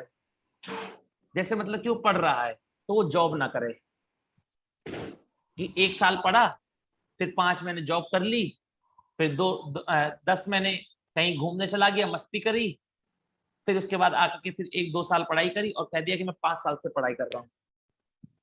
तो उसमें नहीं होगी ये द्वितीय विभक्ति, ठीक है ना। अत्यंत संयोग्य मतलब कि 5 साल तक पढ़ रहा है। जैसे हम लोग बोलते हैं हमने गुरुकुल में 7 साल तक पढ़ाई करी, तो 7 साल तक पढ़ाई करने के बाद हमने मतलब पढ़ी। ऐसा नहीं कि बीच में हमने जॉब करनी स्टार्ट कर दी या फिर हमने 10 महीने घूमने चले गए, ऐसे नहीं। कोष भर चलता है मतलब कि कोष भर गया, जाकर ये नहीं कि बात आज 1 किलोमीटर चला, फिर 2 दिन आराम से रेस्ट कर लिया, फिर तीसरे दिन चला, नहीं। आपका जो कार्य होगा उसमें निरंतरता रहनी चाहिए, मतलब लगातार होना चाहिए कार्य, उसके बीच में आप दूसरा कार्य स्टार्ट ना करें। तो ऐसे इसलिए अत्यंत संयुक्त किया गया। इसका मतलब इतना समझिए केवल कि 10 दिन तक पढ़ता है, 10 दिन तक खाता है, 10 दिन तक सोता है। इन शब्दों में जो दिन शब्द होगा, दिन, और जो मार्ग का जो शब्द होगा उसमें द्वितीया होती है। क्या होती है उसमें? द्वितीया होती है। अब चलिए आगे प्रारंभ करते हैं, रूप बनवाते हैं इसके, आगे इनका प्रयोग करेंगे, ठीक है। वह पुस्तक पढ़े। अब पढ़े मतलब इसमें विधिलिंग का प्रयोग भी कर सकते हैं, पर विधिलिंग का प्रयोग तो हमें करना नहीं है अभी, हमें लोट लकार का प्रयोग करना है। तो विधिलिंग का प्रयोग करिए, लोट का प्रयोग करिए, एक ही बात है, पर लोट का प्रयोग करिए। अभी तो लोट का ही प्रयोग करिए। तो वह पुस्तक पढ़े, सह पुस्तकम पठतु, ठीक है। सह है इसलिए प्रथम पुरुष आया। तू गांव को जा, जैसे हमने तू बोला तो तू बोलते ही हमको समझ में आया कि मध्यम पुरुष का प्रयोग होगा, और मध्यम पुरुष में क्या बनता है? गच्छ, त्वम गच्छ। अब ये जो गच्छ जो क्रिया है इसके द्वारा हमको क्या चाहिए? गांव। तो हमारा कर्म क्या है? गांव। तो त्वम ग्रामम गच्छ, ठीक है। मैं भोजन खाऊं, आज्ञा है ना, जरूरी नहीं होता कि आज्ञा देने अर्थ में ये शब्द गलत है कि आज्ञा देने अर्थों में लोट लकार होता है, नहीं, आज्ञा अर्थ में होता है केवल। इसमें बोलते हैं आज्ञा अर्थ में होता है, आज्ञा देने अर्थ में नहीं। लेने के अर्थ में ना, परमिशन लेने के अर्थ में है ना। बस इतना है कि मतलब आज्ञा माने आप लोग क्या कहते हैं इंग्लिश में, ये बताइए। आज्ञा देता है कोई व्यक्ति, ऑर्डर, ऑर्डर, ठीक है। अब वो ऑर्डर लीजिए बस, अब वो आप दे रहे हैं, ये ले रहे हैं, ऑर्डर का प्रयोग यदि उसमें हो रहा है, मतलब आज्ञा का प्रयोग यदि कर रहे हैं, तो उसमें द्वितीय वो लोट लकार होगा। क्या होगा? लोट लकार। अगर हम ये कहेंगे केवल कि आज्ञा देने में लोट लकार का प्रयोग करते हैं, किसमें? आज्ञा देने में लोट लकार का प्रयोग करते हैं, तो फिर तो इसका मतलब आज्ञा लेने में थोड़ी ना करेंगे, आज्ञा लेने में थोड़ी ना लोट लकार का प्रयोग करेंगे। इसका मतलब सिर्फ इतना बोलिए, यदि आज्ञा ले रहे हैं या दे रहे हैं तो लोट लकार का प्रयोग होगा। किसका प्रयोग होगा? तो आज्ञा ले रहा है कि मैं भोजन खाऊं, तो बोला अहम भोजनम खादानी, खादानी बोलेगा तो मैं भोजन खाता हूं, और खाऊं तो अहम भोजनम खादानी। माँ और ना केवल इतना ही अंतर है, खादामी खादानी, और अर्थ चेंज हो गया। वो परमिशन लेता है ना कि मैं खाऊं क्या। हाँ हाँ, तो मतलब वो परमिशन ले रहा है, वो बिल्कुल ठीक है। हिंदी में हम लोग जैसे कहते हैं आज्ञा, आज्ञा, तो केवल आज्ञा अर्थ में लोट होता है। हम लोग आज्ञा शब्द सबसे बेस्ट है, अनुमति इत्यादि ना कर करके। आज्ञा मतलब क्या है? किसी को बोलना तुम ये कार्य करो, या किसी से बोलना कि मैं ये कार्य करूं, ये सब आज्ञा है। किसी को आज्ञा देना, किसी से आज्ञा लेना। ठीक है, तो आज्ञा का प्रयोग कर रहे हैं कि नहीं कर रहे? तो मतलब ये प्रश्नार्थक वाक्य बनेगा कि अहम भोजनम खादानी। हाँ, अहम भोजनम खादानी, क्या मैं भोजन खाऊं? नहीं, मतलब जैसे अहम भोजन, मैं भोजन खाऊं, हाँ, मतलब जिस प्रकार आज्ञा ले रहे तो प्रश्नवाचक ही हो सकता है, या खुद को ही आज्ञा दे रहा है, अभी मैं भोजन हाँ, खाता। मैं भोजन खाऊं, ठीक है, तुम लोग बैठो, मैं भोजन खाऊं, ठीक है ना। अब देखिए, वह आसन पर बैठता है। अब आसन पर, जैसे ही मैंने बताया था अधिकरण में पर, तो आसन पर मतलब कि अधिकरण उनका आधार है आसन, आपके बैठने का आधार है आसन, तो इसमें सप्तमी होनी चाहिए। पर जैसे ही आपने बोला स आसनम अधितिष्ठति अध्यासते वा मतलब कि या तो अधितिष्ठति भी बोलिए अथवा अध्यासते भी बोल सकते हैं। वह घर में सोता है। अब घर में सोता है तो गृह होना चाहिए कि नहीं होना चाहिए? गृह, वह घर में सोता है, पर अब उसने शेते का प्रयोग न करके अधिशेते बोला है, और जब अधिशेते बोलेंगे तो गृहम बोलेंगे, सह गृहम अधिशेते, क्या बोलेंगे? सगृहम् अधिशेते। ग्रामम उभयतः जलम अस्ति, गांव के दोनों ओर जल है। विद्यालयम सर्वतः पुष्पाणि सन्ति, और विद्यालय के चारों ओर पुष्प हैं, तो पुष्प तो बहुत सारे होंगे, तो इसलिए पुष्पाणि का प्रयोग किया। जल है, जल एक समुदाय है जल, इसलिए एक वचन का प्रयोग करा इन्होंने, ठीक है। अब आगे क्या है? दिक् दुर्जनम, क्या है महोदय? दिक् दुर्जनम मतलब दुर्जन को धिक्कार है। किसी के सामने धिक लगा दो, यार तुमको धिक्कार है यार, ठीक है। अब देखिए, धिक में द्वितीय व्यक्ति का प्रयोग करते हैं। अगर तुमको धिक्कार है तो क्या बोलेंगे? क्या बोले? तुम युवाम यूयम त्वाम त्वा, त्वाम धिक, दिक् त्वाम, हाँ धिक त्वाम या त्वाम धिक, ठीक है। लोकम उपर्युपरि, लोकम माने लोक के, मतलब लोक, उपर्युपरि के शब्द में साथ में द्वितीय व्यक्ति हो रही है कि नहीं हो रही है? जी। उपर्युपरि, अधो अधः, अध्यधि, ईश्वर अस्ति। लोक के ऊपर ऊपर, मतलब लोक माने संसार के ऊपर ऊपर, अधो अधः मतलब नीचे नीचे, अध्यधि माने अंदर अंदर ईश्वर है। तो लोक के सबसे ऊपर नहीं, लोक संसार के ऊपर ऊपर, नीचे नीचे, अंदर अंदर, ये जो दोनों शब्द का प्रयोग करेंगे अंदर अंदर तब अध्यधि बनेगा, नीचे नीचे प्रयोग करेंगे तो अधो अधा बनेगा, ऊपरी ऊपरी करेंगे तो ऊपर ऊपर बनेगा। आप इनका प्रयोग ढूंढ भी सकते हैं, आप ऊपरी ऊपरी प्रयोग नेट पे डालेंगे तो आपको मिलेंगे आपको, ठीक है ना। तो संसारम ऊपरी ऊपरी, लोकम ऊपरी ऊपरी, ठीक है। दिनेश आगे है कोशम चलतु, मतलब कोश भर चलो, तो इसमें किससे द्वितीया होगी? कोशम में काला धनो अत्यंत संयोग से, क्योंकि ये एक कोष तक चलने के लिए कह रहे हैं और एक कोष तक लगातार चलने के लिए कह रहे हैं, इसलिए मतलब कोशम चलतु, ठीक है जी। या बोलते हैं तुमने ये काम किया, तुम्हारी सजा है कि तुम 2 दिन तक पढ़ोगे। अब 2 दिन तक पढ़ोगे, इसका मतलब दिन शब्द में द्वितीय व्यक्ति का प्रयोग हो जाएगा, ठीक है। अब चलिए संस्कृत वाक्य बनाते हैं आप सब लोग। दिनेश पुस्तक पढ़े।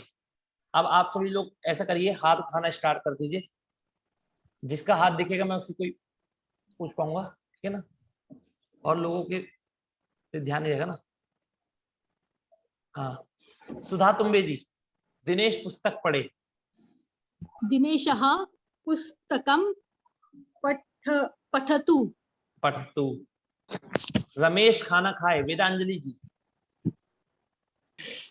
रमेशः भोजनं खादतु। खादतु। वह दौड़े। संचिता जी।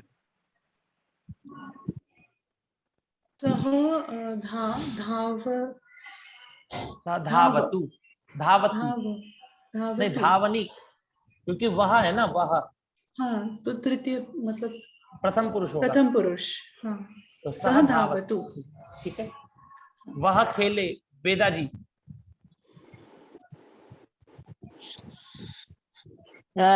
सह क्रीडतु। सुषमा जी, राम क्रीडतु। यहाँ से चले। रामः इतः चलतु। रामः इतः चलतु। इतः जिनका ततः हो का गया वो प्रयोग। हाथ नीचे कर दीजिए, जिनका जी, हो ठीक गया है। तो हाथ नीचे कर दीजिए। हाँ, तू धन की इच्छा कर। संदीप महोदय। त्वं धनम इच्छ। इच्छा, ठीक है। त्वम धनम इच्छा। सुनीता श्रीराम जी, तू नगर को जा।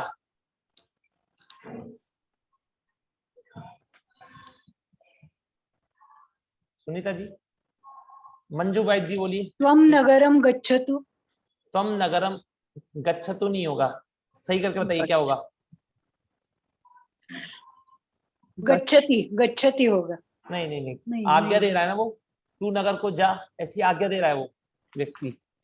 हाँ, तो त्वं नगरम, त्वम का प्रयोग है ना, देखिए आप गच्छ। त्वम का प्रयोग कर रहे हैं ना, तो गच्छ का प्रयोग करेंगे। गच्छ, गच्छ बनेगा, सही। त्वम नगरम गच्छ। तू फूलों को देख। त्वं पुष्पं पश्य। और तू फूलों को ही देख, तो तुम पुष्पम एव पश्य। त्वम पुष्पम एव पश्य। तू ज्ञान की इच्छा कर। उषा जी। त्वं ज्ञानम इच्छा। त्वम ज्ञानम इच्छा। देखिए तू घर, चलिए आगे। कामिनी जी, तू घर के कार्य को ही देख। त्वं गृह कार्यम पश्य। गृह कार्यम एव पश्य। हाँ, त्वम गृह कार्यम एव पश्य। ठीक है। मैं चावल पकाऊं, चंद्रिका जी। आम अहम अरे ओदनम पचानी। अहम ओदनम पचानी। पचानी। दक्षा जी, मैं दौड़ूं। यहाँ पे ओदन होगा या तंडुल होगा? यहाँ पर ओदन का प्रयोग कर लीजिए, जैसे हम लोग चावल कहते हैं जी। अहम धावानी, ठीक है। अभी ओदन का प्रयोग सिखा रहे हैं, इसलिए ओदन का प्रयोग करेंगे, ठीक है। अब देखिए, मैं चावलों से भात पकाता हूँ, तब तो हम कह भी सकते हैं मैं चावल पकाता हूँ, भात पकाता हूँ, एक ही बात, ठीक है। मैं खेलूं, जयश्री जी। अहम क्रीडानी। अहम क्रीडानी। मैं चलूं, निर्मला जी। अहम चलतु। अहम चलानी। अहम चलानी, ठीक है। मैं फल खाऊं, शारदा गोपालन जी। अहम फलम खादानी। अहम फलम खादानी। अहम नगर न उत्तवती। जी। अहम शारदा। हाँ, अच्छा शारदा आप। चलिए चलिए शारदा जी आप बताइए। नगर के दोनों ओर वन है। नगरम वनम अस्ति। नगरम उभयतः वनम अस्ति। एक सेकंड, आप ये दूसरा कौन बोल रहे हैं? कृपया करके ऐसे मत बोलिए, ठीक है ना, क्योंकि नगरम उभयतः वनम अस्ति। नगरम उभयतः वनम अस्ति। घर के चारों ओर फल है। मीनू गुलाटी जी। गृहं परितः फलानि सन्ति। फलानि सन्ति।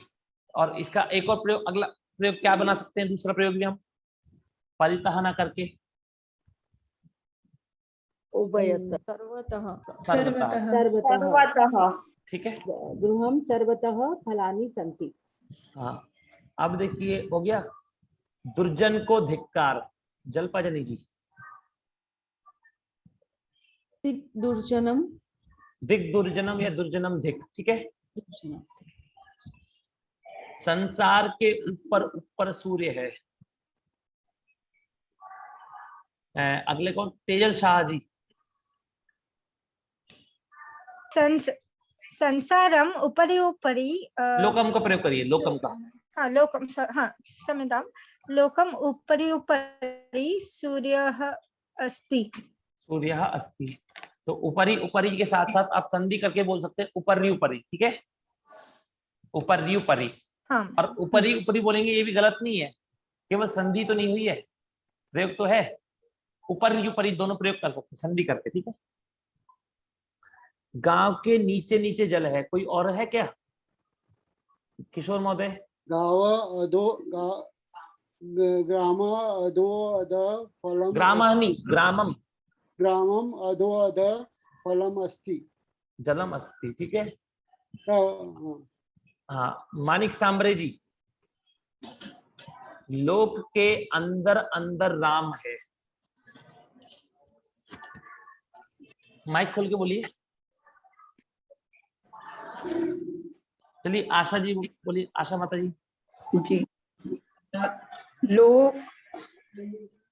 लोकः लोकः नहीं, लोकम। अच्छा हाँ, द्वितीय लगेगी। हाँ। लोकम भी अंदर अंदर अंदर अंदर अंतर अधि अधि अध्यधि अधि अधि अधि रामः रामम रामः अस्ति, रामः राम है ना बस। इसमें द्वितीय नहीं लगेगा, रामः अस्ति होगा। नहीं, रामः अस्ति होगा केवल, इसमें द्वितीय नहीं लगेगी राम में, ठीक है ना। ठीक है जी, धन्यवाद। रामः अस्ति। अब देखिए आगे, गांव और विद्यालय के बीच में जल है। देवेंद्र दाल जी। ग्रामम विद्यालयम च, बोलिए। अंतरेण, अंतरेण नहीं, अंतरेण माने होता है बिना, मतलब छोड़ करके, और बीच में ना तो अंतरा। अंतरा, हाँ बिल्कुल सही बोल रहे हैं आप।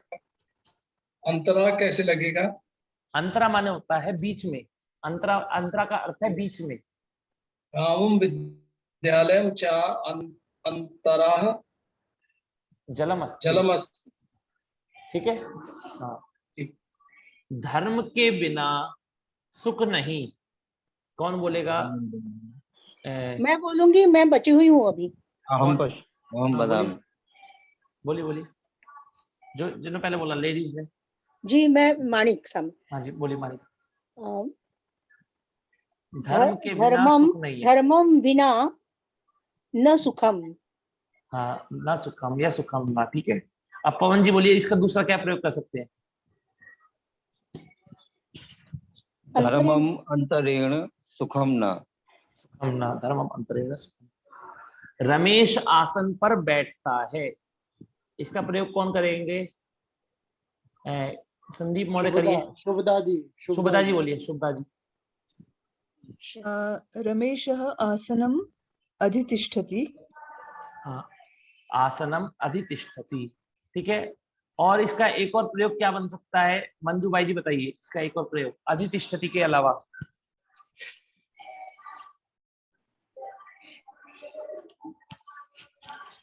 बताइए, बोलिए बोलिए। आसने उपविशति।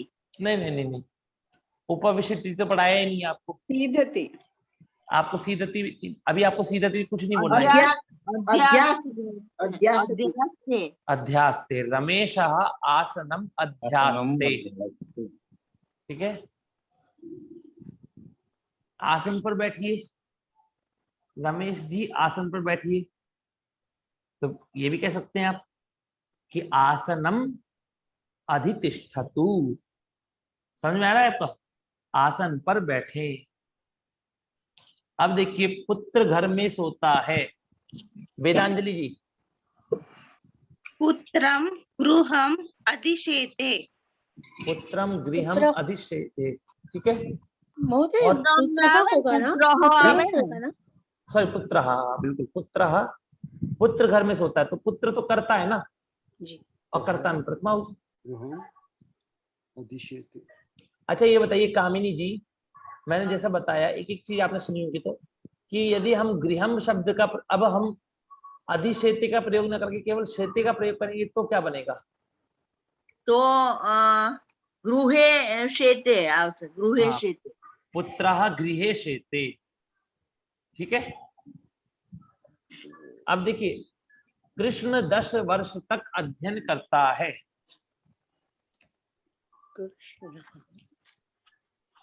कोई बता सकेगा? बोलिए। कृष्णः 10 वर्षाणि पठति। अध्ययनम, अध्ययनम, अध्ययन शब्द का प्रयोग आया कि नहीं आया? देखिए मैंने पढ़ाया, मुझे याद है।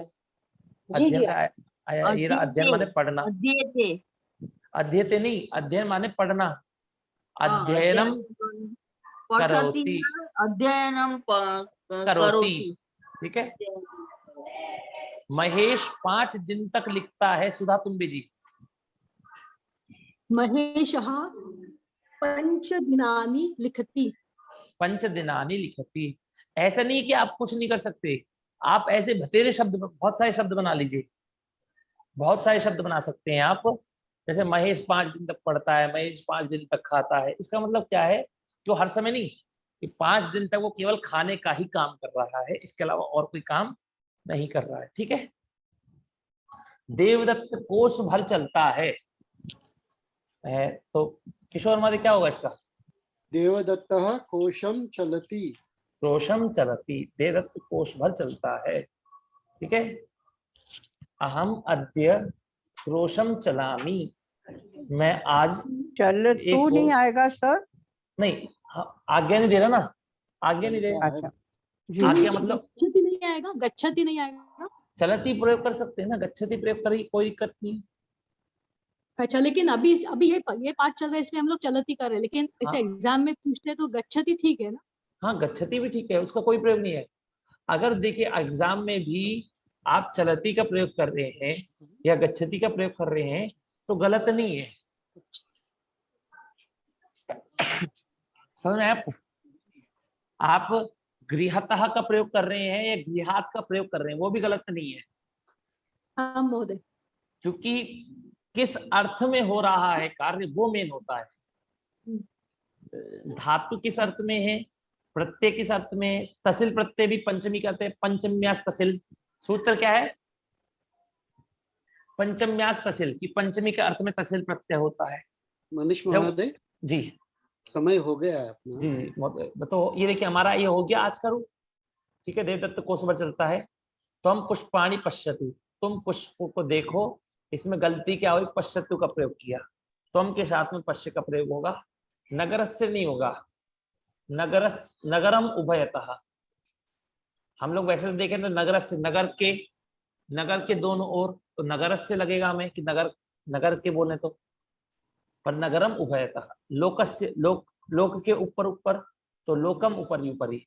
धर्मम अंतरेण, आसने अधितिष्ठति ना होकर के आसनम अधितिष्ठति। दिखाया ना इन्होंने कि सप्तमी होनी चाहिए, पर लेकिन क्या होगी? द्वितीया होगी।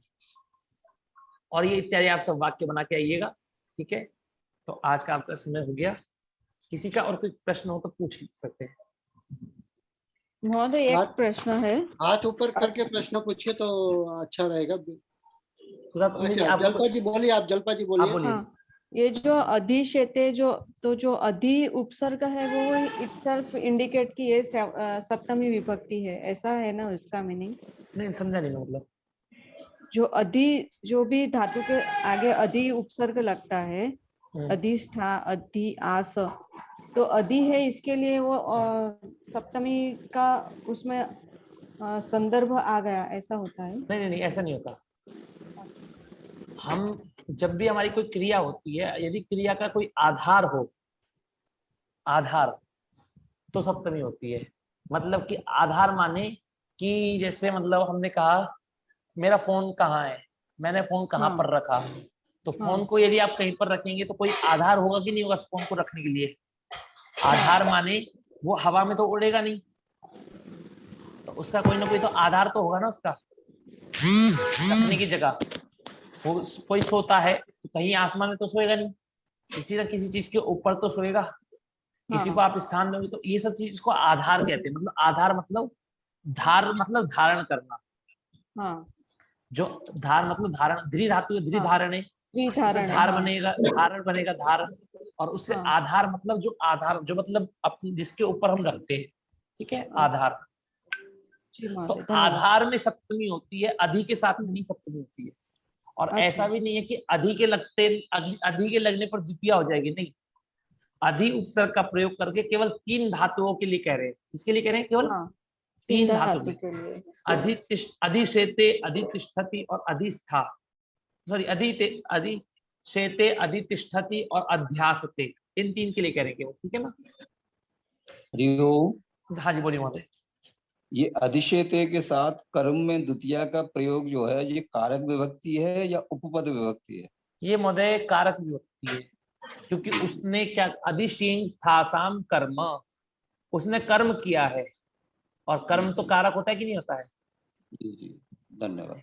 ठीक है मनीष महोदय, एक फाइनल क्वेश्चन है कि वानरः वृक्षम उपरि अधितिष्ठति या वृक्षम अधितिष्ठति, उपरि लगाना है या नहीं? वृक्षम बोलते ही आपको मतलब स्पष्ट हो जाएगा कि वृक्ष के ऊपर ही बैठेगा। वृक्ष के नीचे तो बंदर बैठ नहीं सकता। अगर बंदर है, वृक्षम बोला तो वृक्ष, अगर आपको देखिए वाक्य से, फिर से मैं बात बोलता हूँ कि आपकी विवक्षा के ऊपर है कि आप बोलना क्या चाहते हैं। अगर आप ये कहना चाहेंगे कि वृक्ष के नीचे बैठा है तो वृक्ष से अधः बोलेंगे, या वृक्ष के नीचे नीचे थोड़ी ना बैठ सकता है वो। वृक्ष के नीचे मतलब एक परत, और उसके भी नीचे मतलब नहीं हो सकता। तो वृक्ष के नीचे बैठा है तो वृक्ष से अधः बोलेंगे, ठीक है ना? और जैसे ही आप बोलेंगे वृक्षम अधितिष्ठति, तो इसका मतलब हो जाएगा कि वृक्ष आधार है उसके बैठने का, मतलब वृक्ष के ऊपर बैठा है, ठीक है? धन्यवाद जी। मनीष महोदय। जी महोदय। शेते और अधिशेते दोनों का मीनिंग एक है? बिल्कुल सेम। तो उसका क्या प्रयोजन क्या है, मतलब कुछ उसका स्पेशल है क्या, कहाँ प्रयोजन करना चाहिए? हाँ, बस कारक विभक्तियों में अंतर आ जा रहा है। नहीं, लेकिन उसका क्यों, अगर वो दोनों सेम है तो एक क्यों रखा? एक ही रख लेते। दरअसल बात क्या है, ये पाणिनि जी ने अपनी इच्छा से नहीं रखा। ये पाणिनि जी ने देखा कि लोक में, वेद में, पुरानी परंपराओं से, पाणिनि जी से जो पहले से, जो हजारों सालों पहले से जो परंपरा चली आ रही थी, उसमें वो लोग जब शेते बोलते थे तो कहते थे सप्तमी का प्रयोग करते थे कि आसने शेते।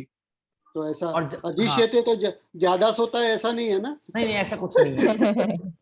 अधिशेते अधिक सोता है। मनीष महोदय, अधिशेते और अधितिष्ठति और अध्यासेते में अदंत और अनदंत वाले के अंदर वही हो गया ना भेद? हाँ, बस वो उसमें आत्मनेपदी लगाया और उसमें बस उसमें और कोई अंतर नहीं है, है ना? और आस में शायद अध्यासते, ये आस धातु आपकी उसकी है शायद, अदादिगण की है, अदादिगण की है। जी, आस उपवेशने। तो इस वजह से उसमें क्या है कि बस उसमें वो, इसलिए उसमें क्या कहते हैं, आपने वो मतलब अदंत नहीं होगी, उसमें केवल प्रत्यय लगाना है, आस प्लस ते, आस्ते, आसाते, आसते, ठीक है? और दूसरा एक मतलब हम लोग ने जो पढ़ा है उसके रिलेटेड है। हम लोग ये बोलते हैं ना, यह देख के हम लोग बोलते हैं कि ये भाव कर्मणी है, लेकिन वो शन का यह और इसके कैसे डिफरेंशिएट करेंगे, शन का, यंग का? बिल्कुल अलग, यही तो व्याकरण है महोदय। हाँ, यही व्याकरण है कि आप जब उस पर विचार करेंगे ना तो आपको एक अलग ही भिन्नता दिखेगी उसके अंदर। आपको उसके अंदर एक अलग ही भिन्नता दिखेगी। आपको देखते ही पता लग जाएगा कि ये शन का रूप है कि ये यक का रूप है, ठीक है? या यंग का भी। हाँ, वो यंग का होगा तो द्वित्व हो जाएगा। यक और ये दोनों भी है, ठीक है? उसका थोड़ा एक बार कभी एक्सप्लेन करिएगा। हाँ, नहीं बिल्कुल, मैं आपको दिखाऊंगा। और एक चीज और देखिए, एक सामान्य मतलब ज्यादा समय ना लेते हुए, 10 लकार अपने से अलग अलग भिन्न है। कैसे? देखिए, 4 लकार तो सार्वधातुक तो आपको भिन्न है ही कि नहीं है, कि मतलब कि लट में ती लगता है तो लोट में तू लगता है, लंग में ता लगता है, और विधिलिंग में इत लगता है, इत मतलब पठेत पठेताम पठेयु। जब बात गई कि दोनों में तो स्या लगता है, स्यति, स्या प्रत्यय होता है ना लिट और रिंग में, दोनों में स्या हो रहा है, और एक जगह क्या है, एक जगह प्रत्यय ती लग रहा है और एक जगह प्रत्यय ता लग रहा है। ठीक है, और भी अगर कहें कि एक जगह ती क्यों लग रहा है और एक जगह ता क्यों लग रहा है, एक है लिट, तो लिट में टग है, टिट है, इसलिए उसमें ई की संज्ञा नहीं होगी, ई का लोप नहीं होगा, और जो रिंग है वो ङित है, और ङित लकारों में तो ई की संज्ञा होती है हमेशा, ये विशेषता हुई। दूसरी विशेषता क्या है कि रिंग में अट का आगम भी होता है, अट का आगम भी होता है। ठीक है, और एक विशेषता देखिए, लिट लकार में तो सीधा आपको पता ही बभूव बभूवतु अलग ही रूप बनते हैं उसके। ठीक है, लुंग लकार में भी आप जब देखें, अच्छा आश्रलिंग में, आश्रलिंग में भी ये होता तो यासुती है,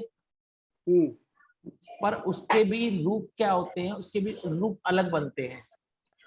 जब आप देखेंगे, मतलब कहने का मतलब मेरा ये है कि आपको हर उसमें अंतर मिलेगा, आपको थोड़ा थोड़ा अंतर, कुछ ना कुछ अंतर मिलेगा ही। कभी कि यहाँ पर दिवादिगण में ये हुआ था, यहाँ पर ये कार्य हो गया, यहाँ पर ये कार्य हुआ था, यहाँ पर ये कार्य हो गया, बहुत ही अंतर मिल जाएगा आपको। ठीक है महोदय?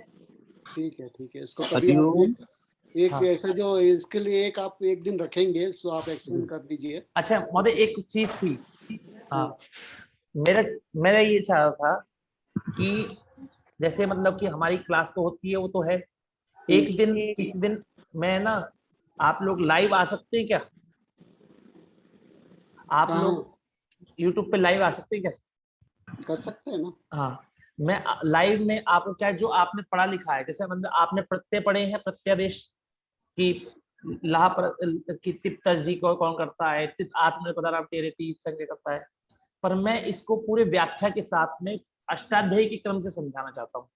ठीक है, कि एक बार कोई व्यक्ति यदि अष्टाध्यायी के क्रम से देखे, पढ़ना चाहे प्रत्यादेश, तो अष्टाध्यायी के क्रम से पढ़ सके और जान सके कि किस प्रकार पाणिनि जी ने किस विषय के बाद में कैसे वो विषय चेंज करते हैं अपने, वो कैसे कोई एक विषय चेंज करते हैं। ठीक है, अस्तु महोदय, अपना एक वर्क के टाइम में लाइव करना है तो कर दीजिए।